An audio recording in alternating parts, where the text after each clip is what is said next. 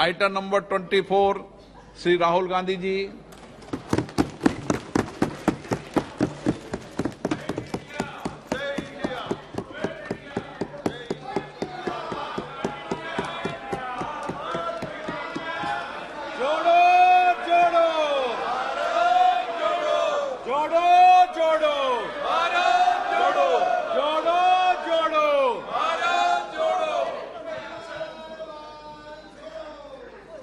Speaker sir, सबसे पहले मैं आपका धन्यवाद करना चाहता हूं कि आपने मुझे लोकसभा में रीइंस्टेट किया।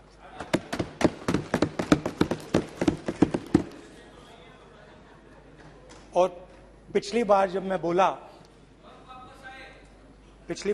बोला तो शायद मैंने आपको थोड़ा कष्ट भी पहुंचाया, क्योंकि मैंने इतनी जोरों से अदानी जी पे फोकस किया कि जो आपके सीनियर नेता हैं शायद उनको थोड़ा कष्ट हुआ। तो वो जो उनको कष्ट हुआ,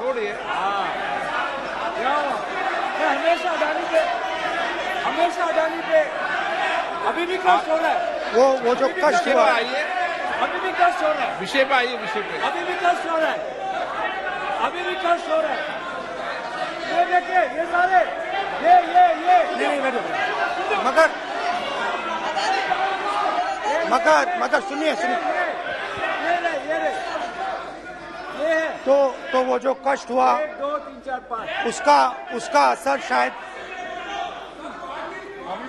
आप पे भी थोड़ा हुआ। तो इसके लिए मैं आपसे माफी मांगता हूं, मगर मैंने सिर्फ सच्चाई रखी थी। मगर आज जो मेरे बीजेपी के मित्र हैं, आज आपको डरने की जरूरत नहीं है, डरो मत। क्योंकि आज जो मेरा भाषण है, डरो मत। और आप डरो मत।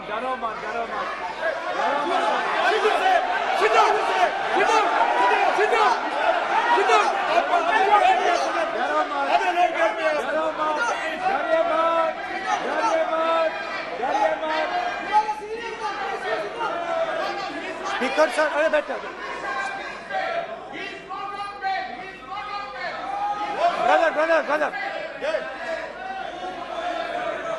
तो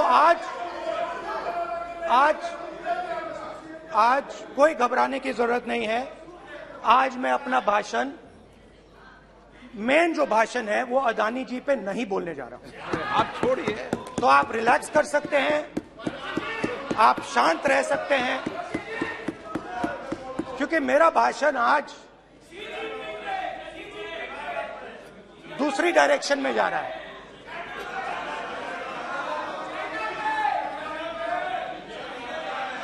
रूमी ने कहा था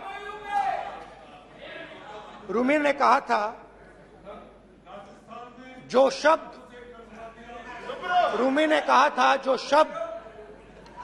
दिल से आते हैं वो शब्द दिल में जाते हैं। तो आज मैं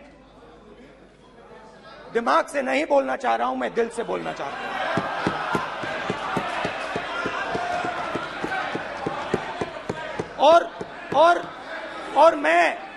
और मैं आज आप लोगों पर इतना आक्रमण नहीं करूंगा। मतलब एक दो गोले जरूर मारूंगा, मगर इतना नहीं मारूंगा। तो आप रिलैक्स कर सकते हैं। डरिए मत।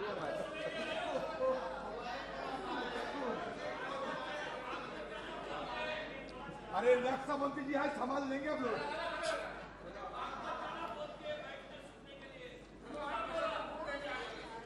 पिछले साल 130 दिन के लिए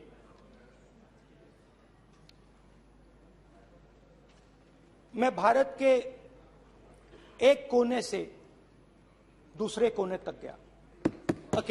अकेला नहीं, बहुत सारे लोगों के साथ।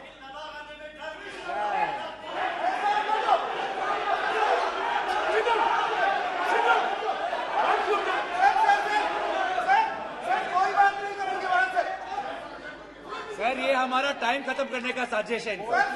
प्रधानमंत्री बोलेंगे ऐसे ही हो गया सर। सारे समाज निकल जाए। समुद्र अधीर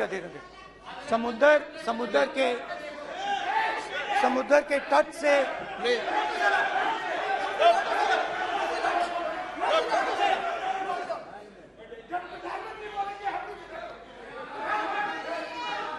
माननीय सदस्य प्लीज प्लीज ऐसे धमकाने का बात की मत बोलो यहाँ पे। बोलिए। हाँ प्लीज। मैं समुद्र के तट से कश्मीर की बर्फीली पहाड़ी तक चला। नहीं, लद्दाख को मैंने नहीं छोड़ा। यात्रा अभी खत्म नहीं हुई है, यात्रा जारी है और जरूर लद्दाख आएंगे, घबराइए मत। बहुत सारे लोगों ने मुझसे पूछा यात्रा के दौरान,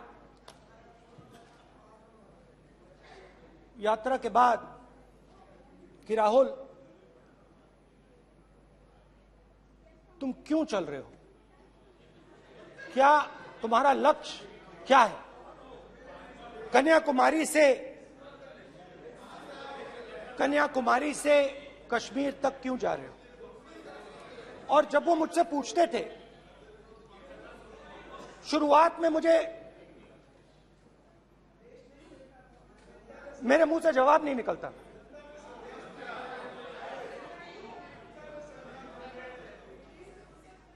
शायद मुझे ही नहीं मालूम था कि मैंने ये यात्रा क्यों शुरू की। जब मैं कन्याकुमारी से शुरू हुआ,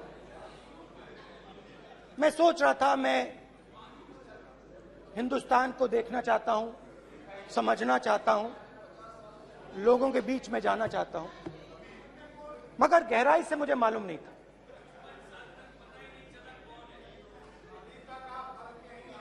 थोड़ी देर में मुझे बात समझ आने लगी।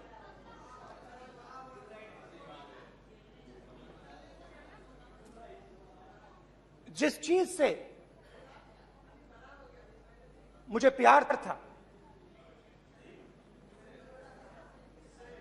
जिस चीज के लिए मैं मरने को तैयार हूं, जिस चीज के लिए मैं मोदी जी की जेलों में जाने को तैयार हूं, जिस चीज के लिए मैंने 10 साल हर रोज गाली खाई, उस चीज को मैं समझना चाहता था। ये है क्या जिसने मेरे दिल को इतनी। भाई आप रनिंग कमेंट्री बंद करो, नहीं तो हम भी चालू करेंगे।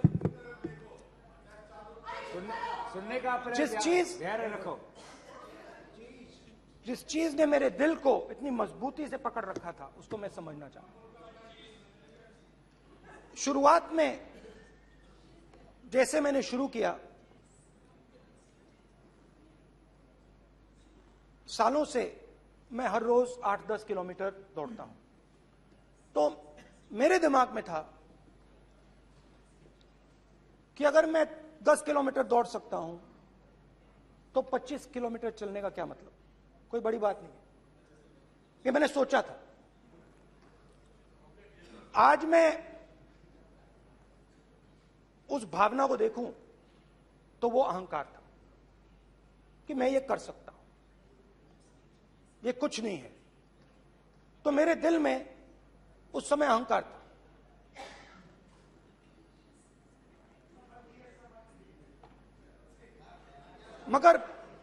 मगर भारत अहंकार को एकदम मिटा देता है, 1 सेकंड में मिटा देता है। तो हुआ क्या,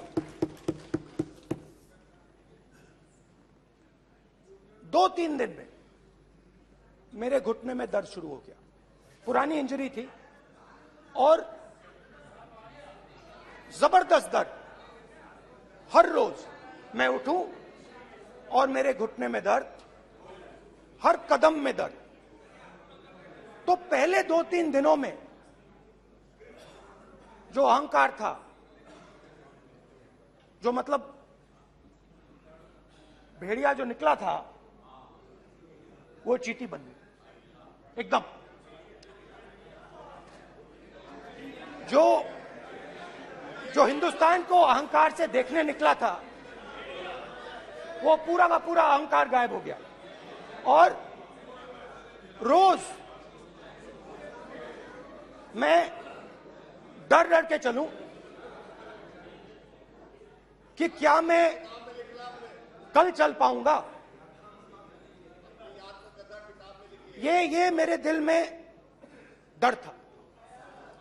और जब भी ये डर बढ़ता था, कहीं ना कहीं से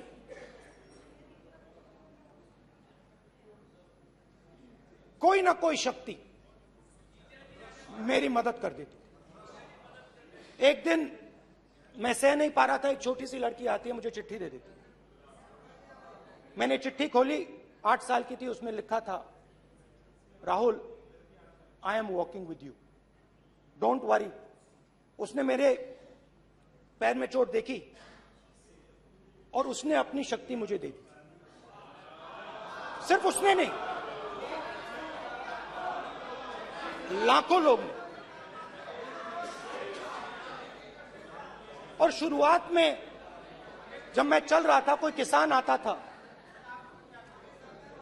आता था, मैं एकदम पहले उसको अपनी बात बताता था कि आपको ये करना चाहिए, आपको इस प्रकार से काम करना चाहिए। मगर इतने लोग आए, हजारों लोग आए, कि थोड़ी देर में मैं बोल नहीं पाया। जो मेरे दिल में बोलने का डिजायर था, वो बंद हो गया। बोल ही नहीं पाया, क्योंकि इतने लोगों से बोलना था। और एक सन्नाटा सा छा गया, भीड़ की आवाज थी, भारत जोड़ो, भारत जोड़ो, भारत जोड़ो। और जो मेरे से बात करता था, उसकी आवाज में सुनता गया।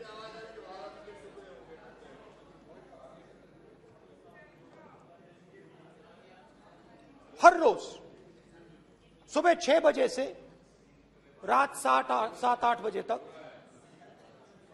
आम आदमी, गरीब, अमीर, बिजनेसमैन, किसान, मजदूर, सबकी आवाज।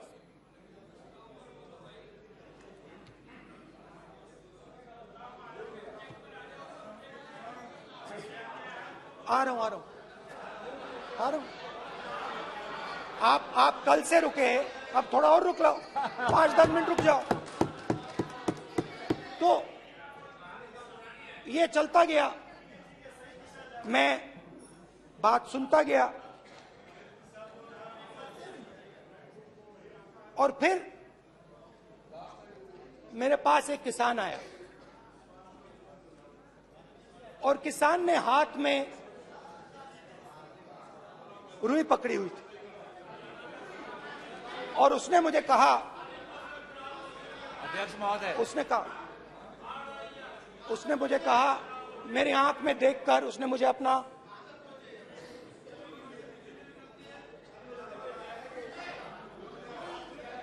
वो रुई का बंडल दिया, और उसने कहा, राहुल जी,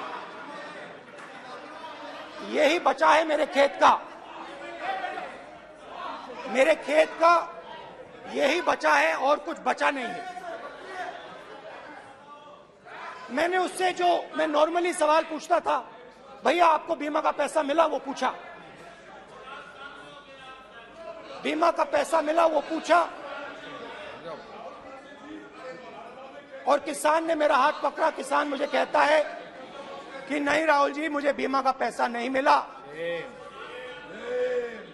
हिंदुस्तान के बड़े उद्योगपतियों ने वो मुझसे छीन लिया।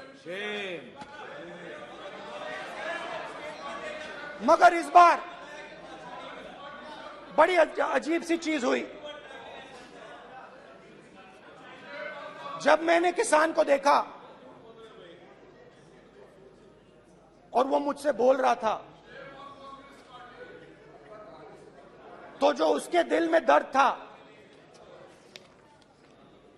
वो मेरे दिल में आया।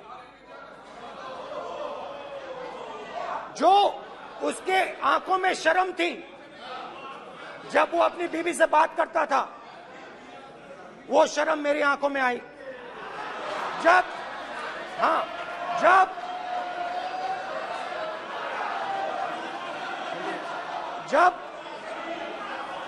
उसकी जो भूख थी वो मुझे समझ आई। और उसके बाद यात्रा बिल्कुल बदल गई। मुझे भीड़ की आवाज नहीं सुनाई देती थी, मुझे सिर्फ उस व्यक्ति की आवाज सुनाई देती थी जो मेरे साथ बात कर रहा था। उसका दर्द, उसकी चोट, उसका दुख, मेरा दुख, मेरी चोट, मेरा दर्द बन गया। समझने की कोशिश करो।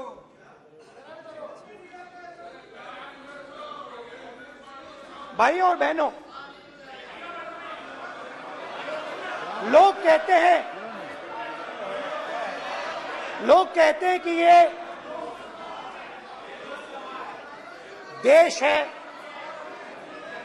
कोई कहता है ये अलग अलग भाषाएं हैं, कोई कहता है ये जमीन है, मिट्टी है, कोई कहता है ये धर्म है, ये सोना है, ये चांदी है। मगर भाइयों और बहनों, सच्चाई है कि ये देश एक आवाज है। ये देश सिर्फ एक आवाज है। ये देश, इस देश की लोगों की आवाज है। इस देश के लोगों का दर्द है, दुख है, कठिनाइयां हैं। और अगर हमें इस आवाज को सुनना है तो हमारे दिल में जो अहंकार है, हमारे जो डिजायर्स हैं, हमारे जो सपने हैं, उनको हमें परे करना पड़ेगा। जब हम अपने सपनों को परे करते हैं तब हमें हिंदुस्तान की आवाज सुनाई देती है, तब तक हिंदुस्तान की आवाज हमें नहीं सुनाई देती। अब आप कहोगे ये बात मैंने नॉन कॉन्फिडेंस मोशन में क्यों रखी? इसका क्या मतलब है कि भारत एक आवाज है, भारत लोगों का दुख है, भारत लोगों का कष्ट है, मुश्किलें हैं। क्योंकि भाइयों और बहनों,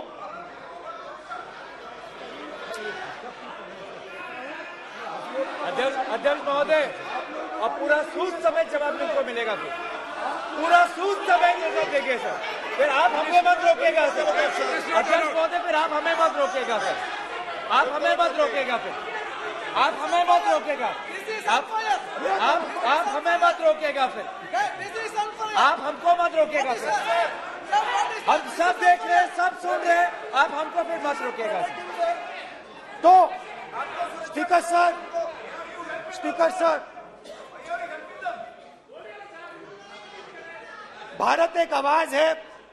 भारत इस देश के सब लोगों की आवाज है। और अगर हम उस आवाज को सुनना चाहते हैं, हमें अहंकार को, नफरत को मिटाना पड़ेगा। स्पीकर सर,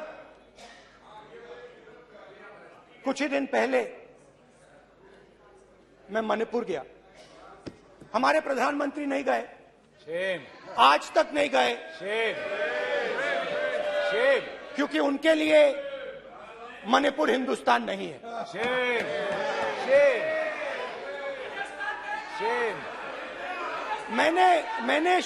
मैंने मणिपुर शब्द प्रयोग किया, मगर आज की सच्चाई यह है कि मणिपुर नहीं बचा है। मणिपुर को आपने दो भाग में कर दिया है। मणिपुर को आपने बांट दिया है, तोड़ दिया है। मैं मणिपुर में रिलीफ कैंप्स में गया। रिलीफ कैंप में आज जा रहा हूं।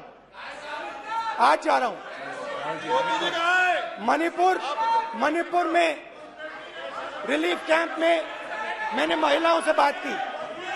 ठीक है सर, अब आप You tolerate this all this. Sir, don't allow this. Sit down. पूरा टाइम देखें। Why all this hooligan? कल देखेंगे। बात नहीं करेंगे सर, प्रधानमंत्री की बात नहीं करेंगे सर ऐसे।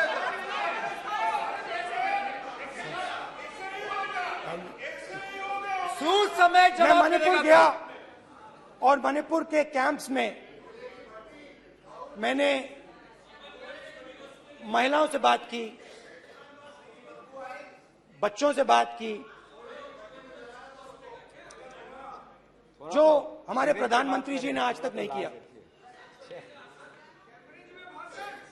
एक महिला मुझे कहती है, मैंने उनसे पूछा, बहन क्या हुआ आपके साथ? What's this? एक एक मंत्री बोल रहे हैं, कल आप बोले एक एक मंत्री खड़े होके बोल रहे हैं, एक एक मंत्री खड़े होके ऐसे कर रहे हैं, एक एक मंत्री खड़े होंगे तो पूरे सांसद खड़े होंगे यहाँ पे, पूरे सांसद खड़े होंगे यहाँ पे, बैठे नहीं है चुपचाप करने का, पूरे सब खड़े होंगे, पूरे सब खड़े होंगे। कल कांग्रेस पार्टी ने पूरा देश खड़ा होगा आपके खिलाफ, तो पूरा देश कल आपके खिलाफ खड़ा होगा।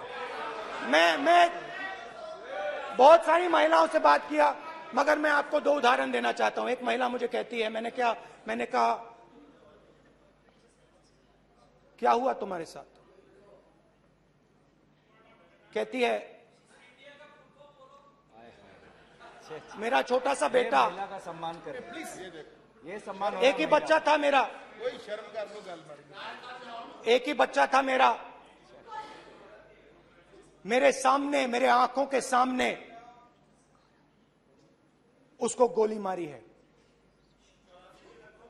मैं पूरी रात, आप सोचिए,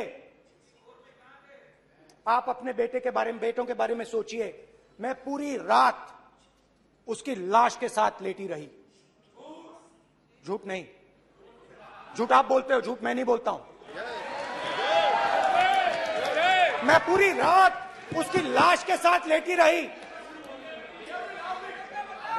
और फिर मुझे डर लगा, मैंने अपना घर छोड़ दिया, जो भी मेरे पास था वो मैंने छोड़ दिया। मैंने उनसे पूछा, कुछ तो लाई होगी? कहती है, नहीं, सिर्फ मेरे जो कपड़े हैं ये मेरे पास हैं। और फिर इधर उधर ढूंढती है और एक फोटो निकालती है और मुझे कहती है, यही मेरे पास अब बची है।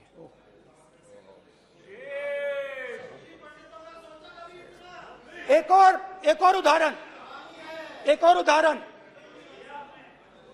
दूसरे कैंप में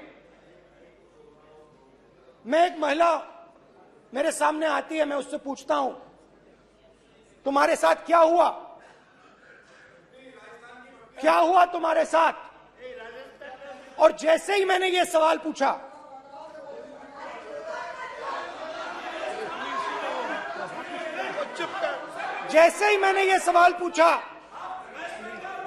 आप महिला का दर्द नहीं सुन सकते, महिला का दर्द नहीं सुन सकते, महिला का दर्द सुनने का आपका धैर्य नहीं है, महिला का दर्द नहीं सुन सकते, महिला का दर्द नहीं सुन सकते।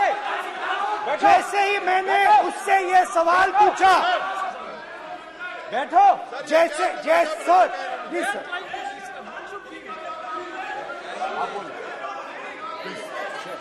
शर्म करिए, जैसे ही मैंने उससे सवाल पूछा तुम्हारे साथ क्या हुआ, शर्म नहीं है तेरे को?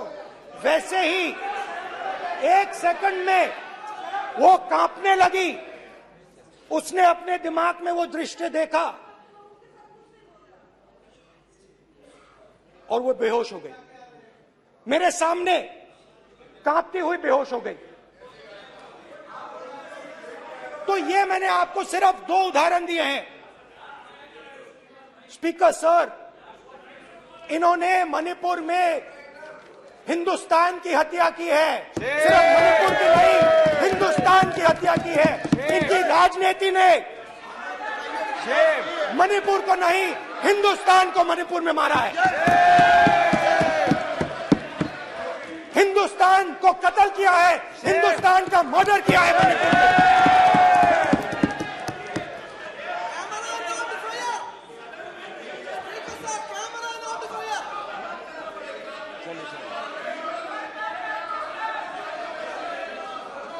अरे 2 भाग किए हैं, शराब करिए जी।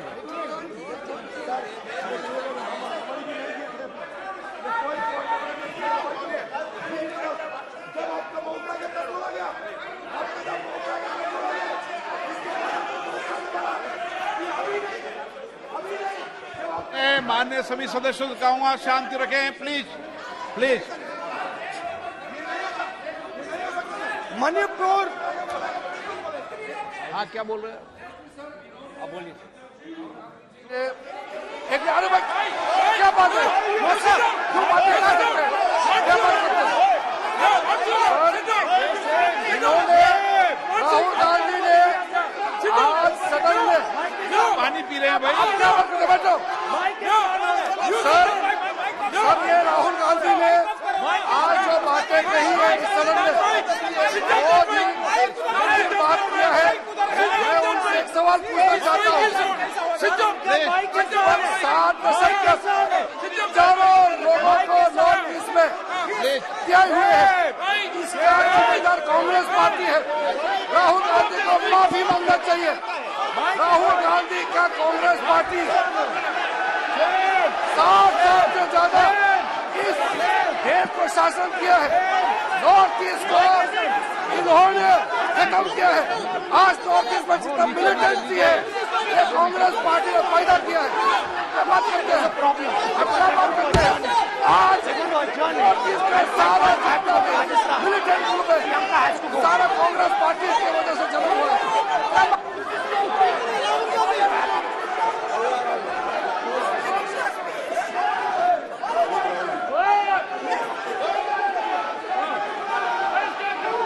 Okay, back. Anna, back.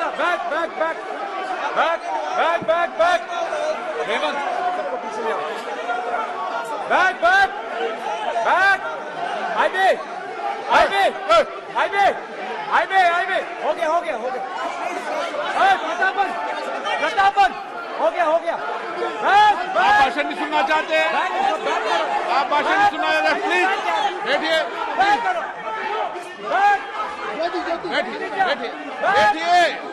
Please बैठिए, प्लीज बैठिए। चलिए।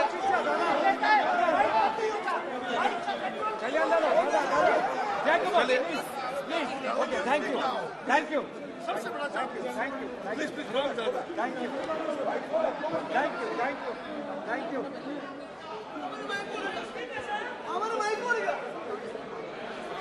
एक मिनट बैठिए 1 मिनट प्लीज बैठिए प्लीज बालूजी प्लीज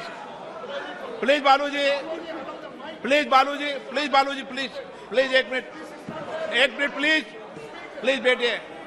माननीय सदस्यगण, ऐसे नहीं सकते। जिस तरीके का व्यवहार आप टेबल पर आकर कर रहे हैं, इस तरीके से सदन नहीं चलेगा। ये तरीका ठीक नहीं है। जब मैंने किसी को कहा है तो कहा है, ऐसे सदन नहीं चलेगा। आप सदन नहीं चलाना चाहते, अलग बात है। आप अपनी बात कहिए, गलत तरीका ये। नो, ऐसे सदन चलने वाला नहीं है। जो माननीय सदस्य टेबल पर आए उनके खिलाफ कार्रवाई होगी। प्लीज बैठिए, बैठिए, बैठिए, आप भी बैठिए, आप भी बैठिए। माननीय मंत्री जी, माननीय मंत्री जी, प्लीज बैठिए। भारत माता, माता, प्लीज बैठिए, भारत माता, प्लीज बैठिए। Please brother. मैं बहुत शांति से सुन रहा हूं, इसका तरीका ये नहीं है उचित हो कि आप टेबल पर आए। नहीं, गलत, गलत तरीका ये। आप जैसे मैंने माननीय सर प्लीज, जैसे मैंने, प्लीज ब्रदर, प्लीज, भैया पानी लो, पानी लो। जैसे मैंने भाषण के शुरुआत में बोला, भारत एक आवाज है, भारत हमारी जनता की आवाज है, दिल की आवाज है। उस आवाज की हत्या आपने मणिपुर में की। इसका मतलब भारत माता की हत्या आपने मणिपुर में की।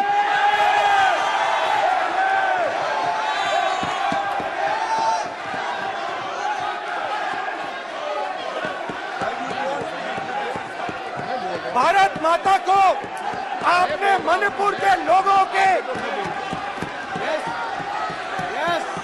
मारा, आपने मणिपुर के लोगों को मारकर भारत की हत्या की है। आप देश द्रोही हो, आप देशभक्त नहीं हो, आप देश प्रेमी नहीं हो, आप देशद्रोही हो। आपने देश की हत्या मणिपुर में की। प्लीज, प्लीज, एक मिनट, प्लीज, प्लीज बैठिए, प्लीज, प्लीज बैठिए। अब सवाल आप उठता है, बैठना चाहते नहीं बैठना चाहते, आप बैठना चाहते नहीं बैठना चाहते, इसीलिए आपके बैठना प्रधानमंत्री चाहते आप। मणिपुर में नहीं मैं जा आप सकते बैठिए, आप हैं, क्योंकि उन्होंने प्लीज, देश की हत्या की है। मणिपुर में हिंदुस्तान की हत्या की है, भारत माता की हत्या की है। मणिपुर में, मणिपुर के लोगों के दिल में। प्लीज एक मिनट बैठिए आप, एक तो मिनट सवाल बैठिए, उठता है, एक मिनट बैठिए, एक मिनट। आप भी विराजे, आप भी विराजे, आप भी विराजो, आप भी विराजो। आप बैठिए सही, नहीं बैठिए रहने दो आप, चलो आप बैठिए, बैठिए आप, प्लीज बैठिए आप, प्लीज। आप बोल रहे हैं फिर, आप भारत माता के रखवाले नहीं एक हो, मिनट माननीय सर। आप भारत माता के हत्यारे हो। प्लीज माननीय सदस्य, प्लीज, प्लीज माननीय सदस्य, please, please, please, please, please. देखिए माननीय सदस्यगण, प्लीज, प्लीज, माननीय सदस्यगण, भारत मां हमारी मां है, हमें सदन में बोलते समय संयम बरतना चाहिए। मेरा अपनी मां की हत्या की बात कर रहा हूं, मैं मणिपुर में अपनी मां की हत्या की बात कर रहा हूं, मैं आदर से बोल रहा हूं। आपने मेरी मां की हत्या की मणिपुर में। एक मेरी मां यहां बैठी है, दूसरी मां को आपने मणिपुर में मारा है।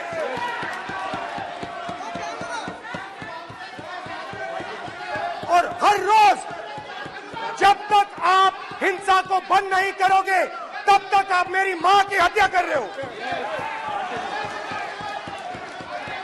हिंदुस्तान की सेना मणिपुर में एक दिन में शांति ला सकती है। हिंदुस्तान की सेना का आप प्रयोग नहीं कर रहे हो, क्योंकि आप हिंदुस्तान को मणिपुर में मारना चाहते हो।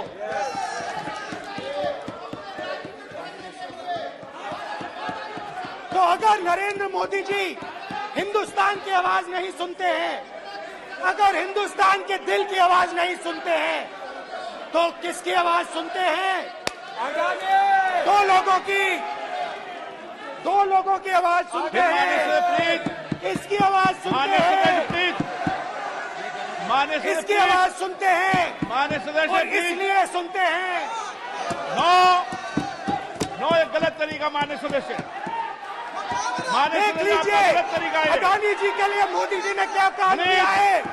देख माननीय लीजिए, सदस्य आप ये पहले आप और ये क्वेश्चन बाद लेने आए, में। गलत तरीका आपका। माननीय सदस्य आपका गलत तरीका है, आप सीनियर सदस्य हैं, आप इस तरीके का व्यवहार सदन में मत करिए। आप बात करिए, लेकिन इस तरीके से पोस्टर लाना ये उचित नहीं है किसी तरीके से। रावण दो लोगों की सुनता था, रावण दो लोगों की सुनता था, मेघनाथ और कुंभकर्ण। वैसे ही नरेंद्र मोदी दो लोगों की सुनते हैं, अमित शाह और अडानी। भाई और बहनों, लंका को हनुमान ने नहीं जलाया था, लंका को रावण के अहंकार ने जलाया था। प्लीज माननीय सदस्य आप संयमित बोले। आप ये सदन है, आप तरीके से बोलिए। माननीय राम सदस्य ने रावण को नहीं मारा था, रावण के अहंकार ने रावण को मारा था। आप पूरे देश में केरोसिन फेंक रहे हो, पूरे देश में आप केरोसिन फेंक रहे हो। आपने मणिपुर में केरोसिन फेंकी और फिर चिंगारी लगा दी। अब आप हरियाणा में कर रहे हो, पूरे देश को आप जलाने में लगे हो। आप पूरे देश में भारत माता की हत्या कर रहे हो। धन्यवाद स्पीकर।